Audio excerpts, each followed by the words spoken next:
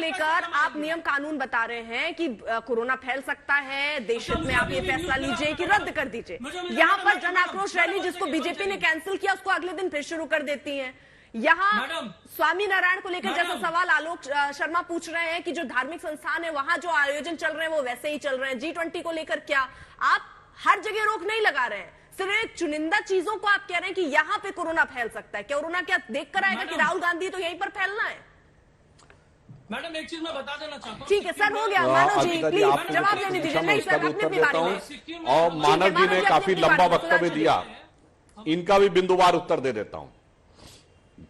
देखिए, पहले तो मानव जी ने यह कहा कि दीदी ने ही सबसे पहले यात्रा की थी और उसी से सीखा। मान्यवर भूल गए, चंद्रशेखर जी ने यात्रा की थी, पूर्व प्रधानमंत्री जी जो जनता परिवार के थे। इसका जवाब जरा राजीव रंजन जी से पूछ लीजिएगा, चंद्रशेखर जी की यात्रा छोटी थी क्या? और आजादी के बाद आचार्य विनोबा भावे की पूरे भारत की यात्रा भूल गए?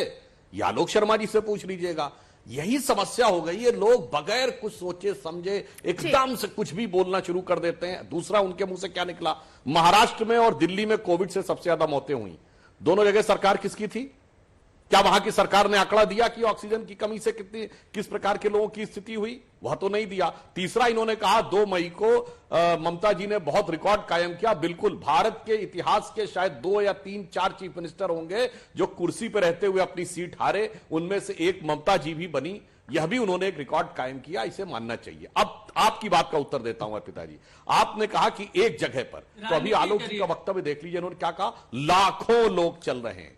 कोई जगह आप बताइए जहां भारत में 1-2 किलोमीटर की डिस्टेंस में लाखों लोग हों। अगर लाखों लोग हो तो कितना बड़ा खतरा है। जहां आप कह रहे हैं स्वामीनारायण जी का जो कार्यक्रम प्रमुख स्वामी जी का चल रहा है वो सायंकाल हो रहा, वहां 1 किलोमीटर में लाखों लोग नहीं है।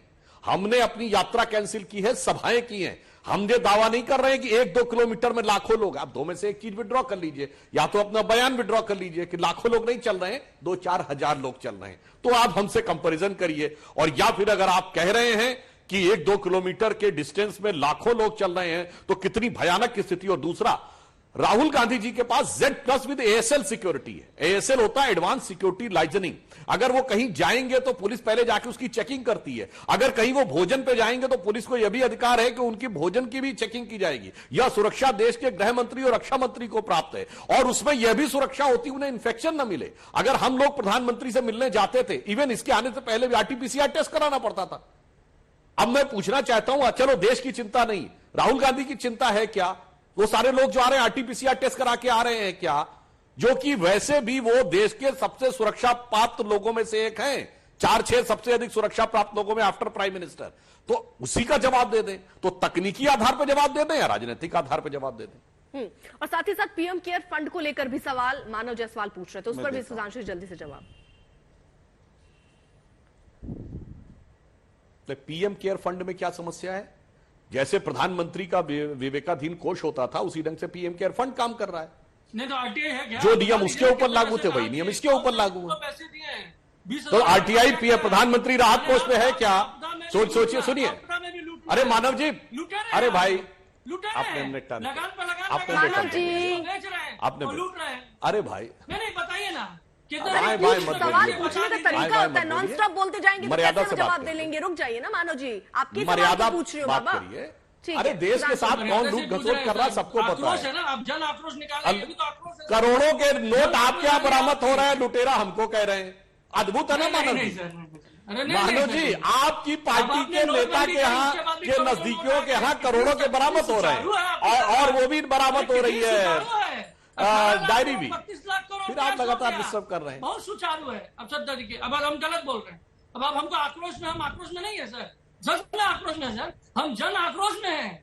ये जो भाजपा की जो दिख रहा है, दर्शकों को दिख रहा है, पूरे देश में कौन कितना संयत होकर बोल रहा है, दर्शकों को दिख रहा है। पूरा देश जागरूक हो रहा है सर आक्रोश में, आप समझिए सर। ठीक है मानव जी, आपके सवाल का जवाब ऐसे मिल नहीं पाएगा, क्योंकि अगर आप ऐसे ही लगातार पूछते रहेंगे सवाल अपना। ठीक है, आलोक जी कुछ कहना चाह रहे हैं, लेकिन मैं जल्दी से जरा एक रिएक्शन राजीव रंजन को लेकर ले लेती हूँ। राजीव रंजन, जो ये विपक्ष को जोड़ने की बात चल रही है, जेडीयू का स्टैंड क्या है? जेडीयू है क्या कांग्रेस के साथ?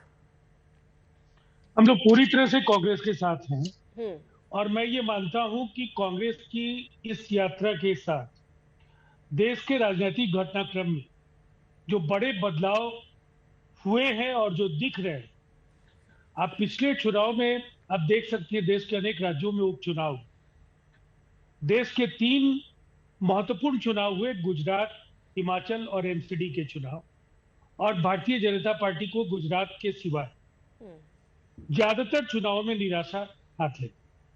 मैं मानता हूं इसका सीधा लाभ कांग्रेस को कुछ जगहों पर मिला, कुछ जगह दूसरों को मिला, लेकिन वैकल्पिक राजनीति का एक परिदृश्य पूरे देश में उभर कर आया